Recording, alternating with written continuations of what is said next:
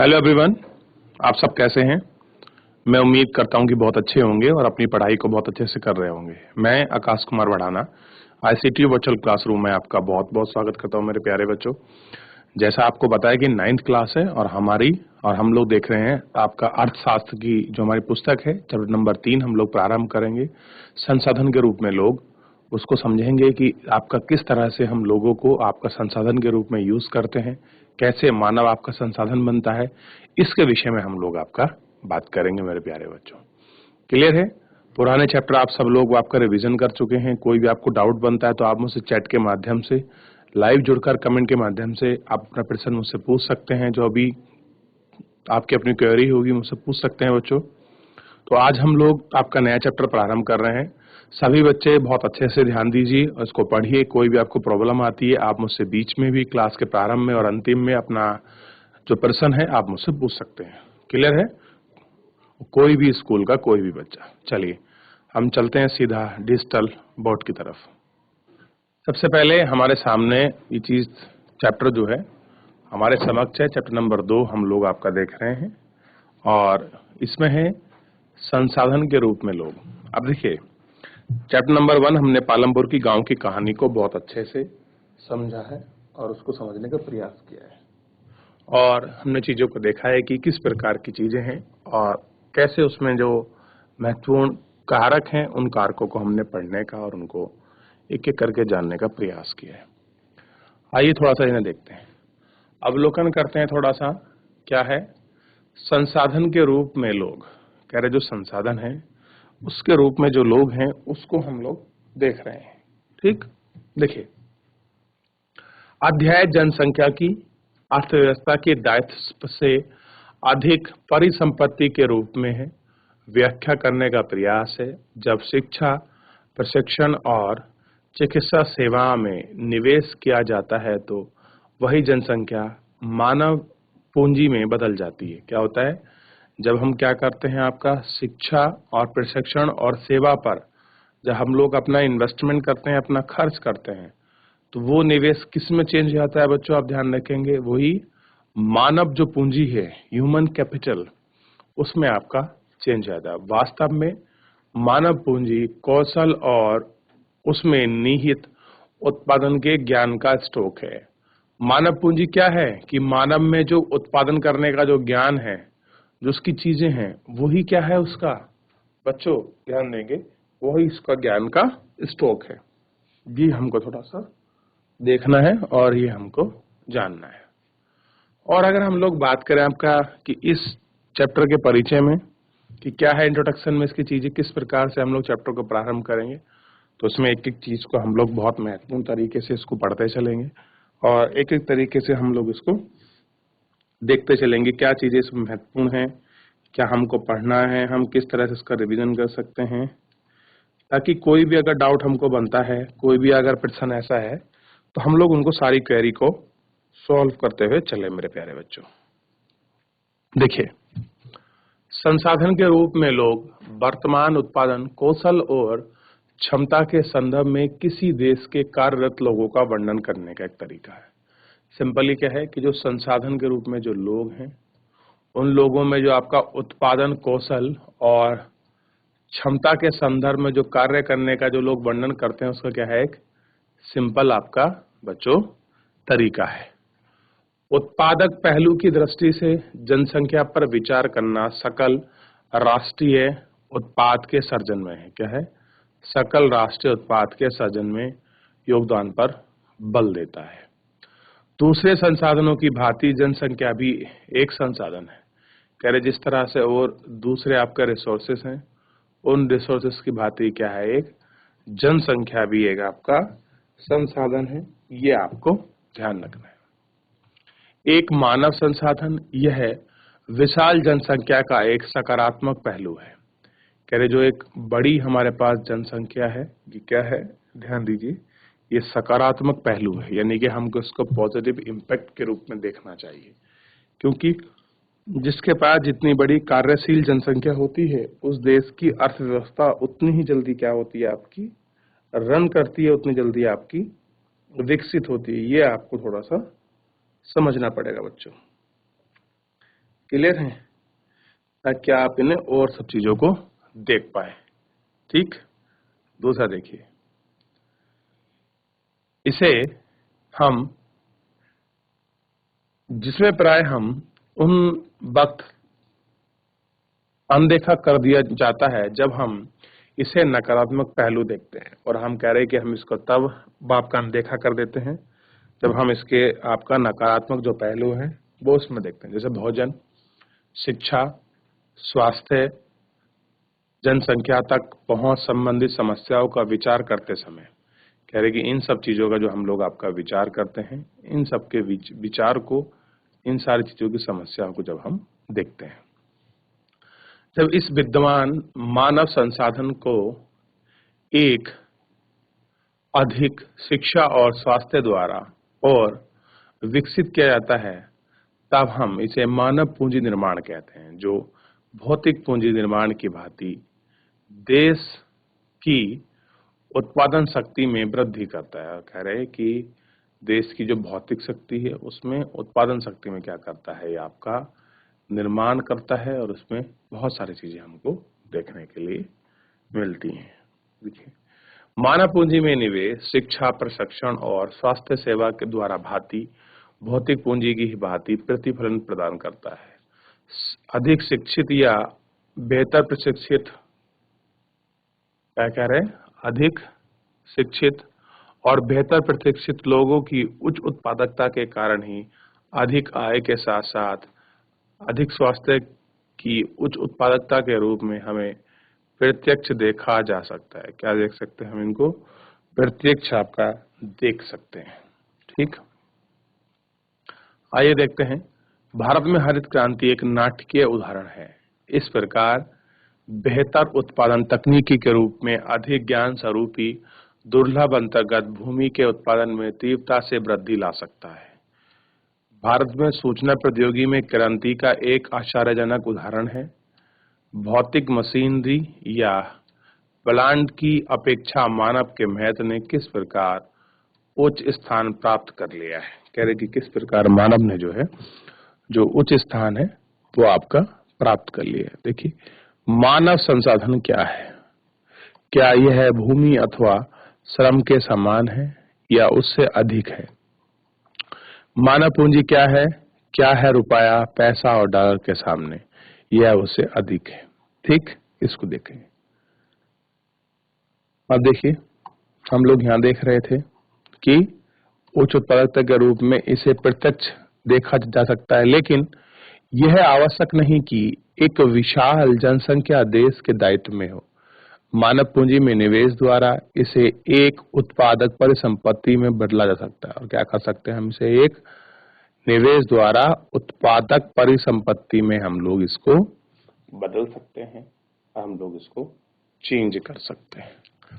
सबके लिए शिक्षा और स्वास्थ्य, आधुनिक प्रौद्योगिकी के प्रयोग, औद्योगिक और कृषि श्रमिकों के प्रशिक्षण, उपयोगी वैज्ञानिक अनुसंधान और संसाधन के द्वारा व्यय होता है। कह रहे कि इन सब चीजों के द्वारा ही क्या होती है, चीजें आपकी व्यय होती हैं। ये थोड़ा सा हमको समझना चाहिए और थोड़ा सा इन पर हमको गौर करना चाहिए। ठीक है, देखिए, निम्नलिखित दो उदाहरण स्पष्ट करते हैं कि लोग अधिक उत्पादक संसाधन बनाने का प्रयास करते हैं। और कह रहे हैं कि दो एग्जाम्पल हमको बिल्कुल स्पष्ट करते हैं कि लोग अधिक उत्पादक संसाधन बनाने का प्रयास करते हैं। क्या करते हैं कि लोगों को अधिक हम लोग आपका उत्पादक बना दें, ताकि जो संसाधन है उसको बनाने में हमको या उनको ज्यादा आपकी क्या हो सके, मदद मिल सके, हम ज्यादा जो है आपका प्रयास उसमें कर सकें। ये हमको थोड़ा सा देखना होगा, ठीक, और समझना होगा, ताकि हम इन चीजों को बहुत अच्छे से देख।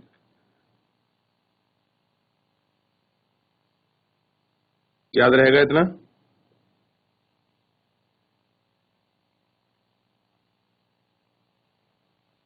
क्लियर है?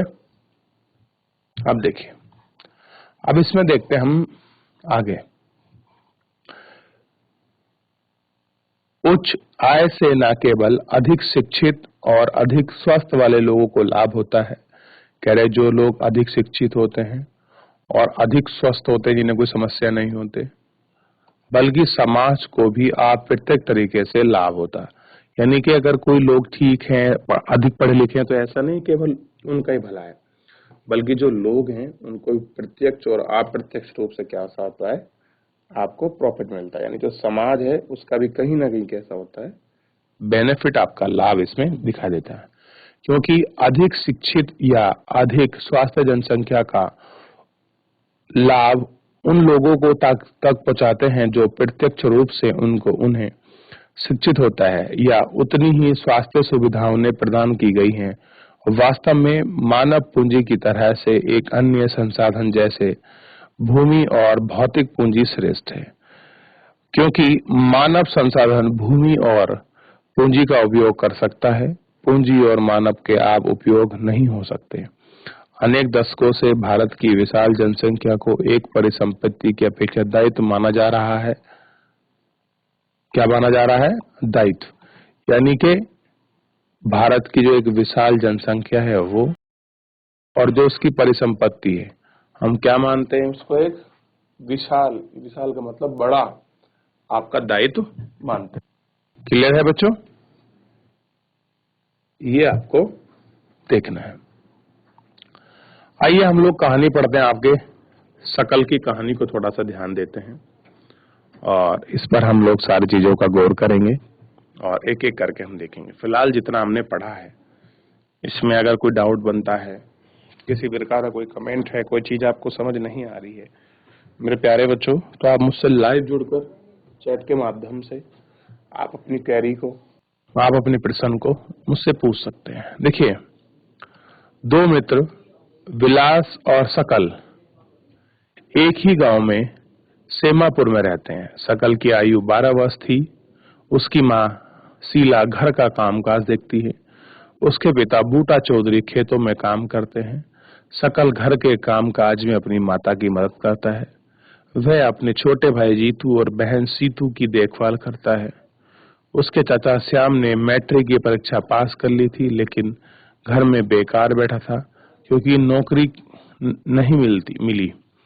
बूटा और शीला चाहते थे कि उनका बेटा शकल पढ़े लिखे। वे उस गांव के स्कूल में नाम लिखवाने पर जोर दे रहे थे जिसमें उसने शीघ्र प्रवेश पा लिया था। उसने पढ़ाना शुरू किया और उच्चतर माध्यमिक शिक्षा की परीक्षा पास कर ली। उसके पिता ने उसे अपनी पढ़ाई जारी रखने के लिए राजी किया और शकल को एक कंप्यूटर के व्यावसायिक कोर्स में अध्ययन करने के लिए कर्ज ले लिया। शकल प्रतिभाशाली था और आरंभ से ही पढ़ाई में रुचि थी।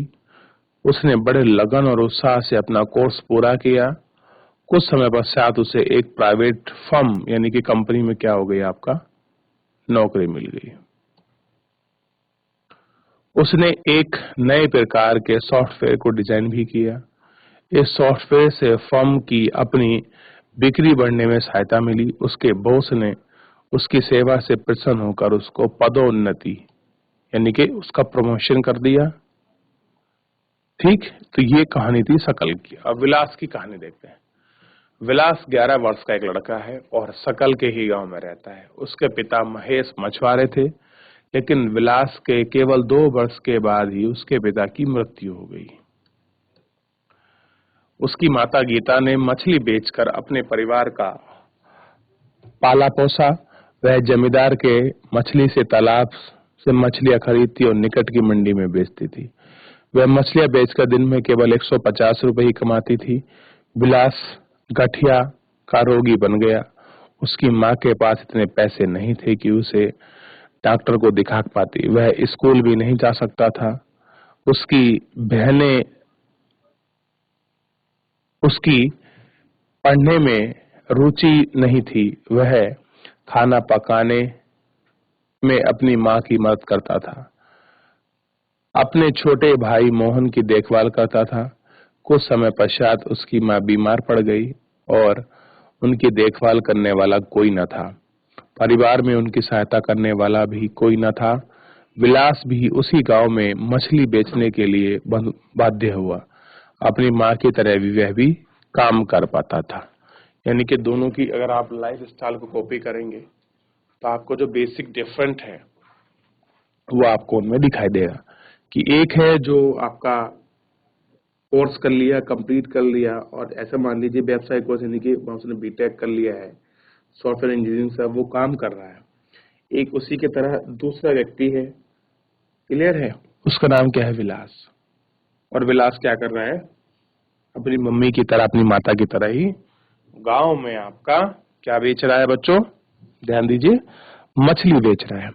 तो उसका विकास तो हुआ ही नहीं क्योंकि उसको अधिक शिक्षा नहीं मिली और स्वस्थ वो है नहीं। क्यों नहीं है स्वस्थ, क्योंकि उसे गठिया का रोग है। तो इस प्रकार उनको समझिए। क्रियाकलाप पर ध्यान दिए।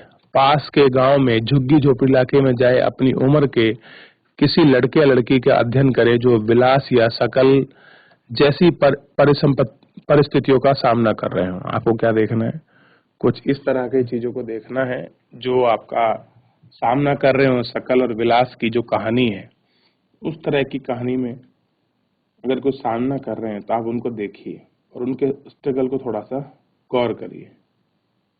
आपको चीजें थोड़ी समझ आएंगी कि क्या इस तरह से है और क्या चीजें हैं, ताकि आप इनको सब चीजों को समझ पाए बच्चों।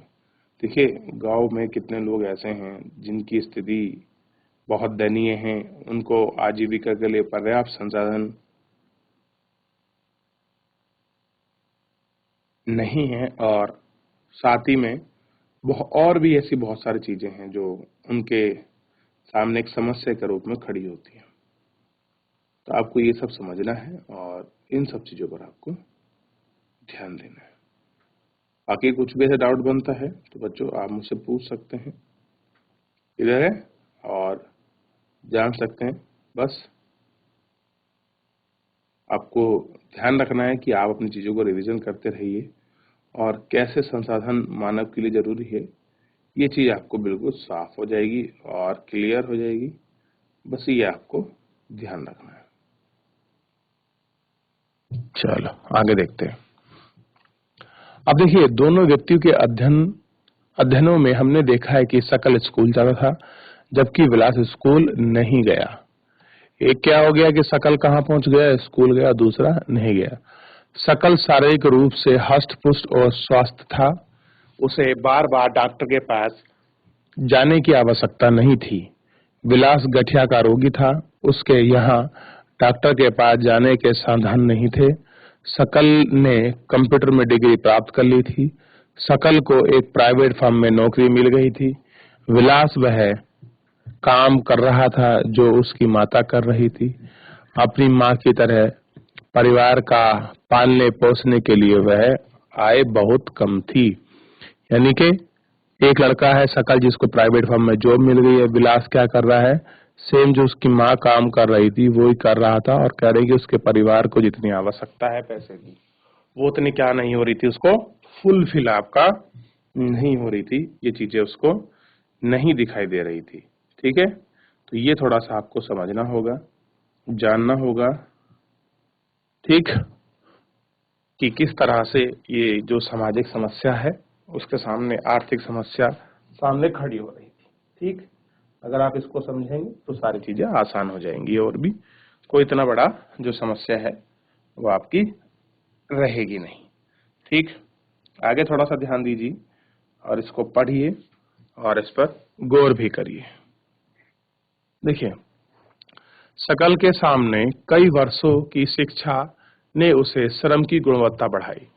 कह रहे जो ने कई साल तक अपनी पढ़ाई करी है तो वो भी क्या कर रहा है, श्रम यानी काम ही कर रहा है, उससे क्या बढ़ गई, उसकी क्वालिटी बढ़ गई, उसकी कुल उत्पादकता में वृद्धि हुई, यानी उसका जो टोटल आपका रेट था उसमें वृद्धि हो गई। क्या होगी, उसकी उत्पादकता में वृद्धि हो गई।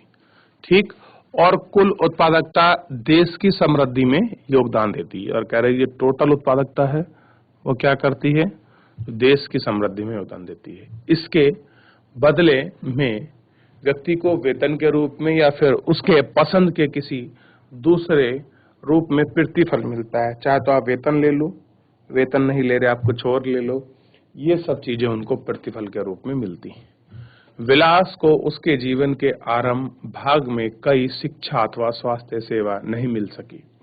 कह रहे कि वही विलास है, जब विलास का जीवन आपका प्रारंभ हुआ तो उसके जीवन में आरंभिक भाग में उसे कोई शिक्षा आपका स्वास्थ्य चीजें नहीं मिली। वह अपनी माँ की भांति ही मछली बेचकर अपना जीवन यापन करता, इसलिए वह अपनी माँ की तरह ही अकुशल यानी कि अनस्किल आपका श्रमिक वेतन पाता था। कैसा पाता था? अनस्किल आपका श्रम के रूप में आपका जो वेतन है वो आपका वेतन पा रहा था, यानी कि उसको नहीं पता था कि उसका डेवलपमेंट कितना होना था, क्या उसकी विकास की चीजें थी, ये थोड़ा सा देखना था। मानव संसाधन में शिक्षा और स्वास्थ्य की द्वारा निवेश में भविष्य प्रतिफल प्राप्त हो सकते हैं। कह रहे कि अगर मानव संसाधन बनाना है तो हमें शिक्षा में और स्वास्थ्य में जो हम निवेश करते हैं उससे क्या होगा, भविष्य में हमें उच्च प्रतिफल यानी कि हमको वापस कुछ आपका मिल सकता है। देखिए, आज अगर हम आपको पढ़ा रहे हैं और आप पढ़ रहे हैं तो पढ़कर आप अपने लिए तो साथ में गुणवत्ता देंगे ही देंगे। आप कुछ अच्छे आप डॉक्टर बन सकते हैं, इंजीनियर बन सकते हैं, टीचर बन सकते हैं, लेकिन उससे समाज और देश की गुणवत्ता में दोनों में क्या होता है, वृद्धि होती है और दोनों को ही क्या मिलता है, लाभ। ठीक, लोगों में यह निवेश भूमि और पूंजी में निवेश की ही तरह है। कह रहे ये भी उसी तरह है जिस तरह से लोग आपको क्या करते हैं, भूमि में, पूंजी में, श्रम में आपका निवेश करते हैं, ये भी सेम क्या है, उसी की ही आपकी तरह है। ठीक है, अब देखिए, एक बच्चा भी किसी शिक्षा और स्वास्थ्य पर निवेश किया गया है भविष्य में उच्च आय और समाज को बेहतर योगदान के रूप में अधिक प्रतिफल दे सकता है।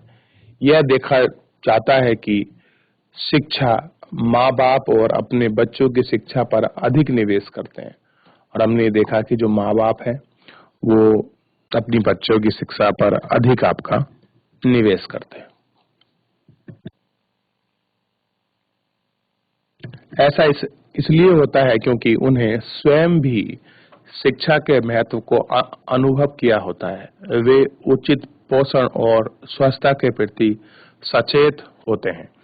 कह रहे कि जो उनको जो आपके न्यूट्रिशन मिलता है वो कैसा हो, अच्छा हो, और जो आपकी साफ सफाई है वो बहुत अच्छी रहे, उसके प्रति सचेत मतलब अवेयर रहते हैं।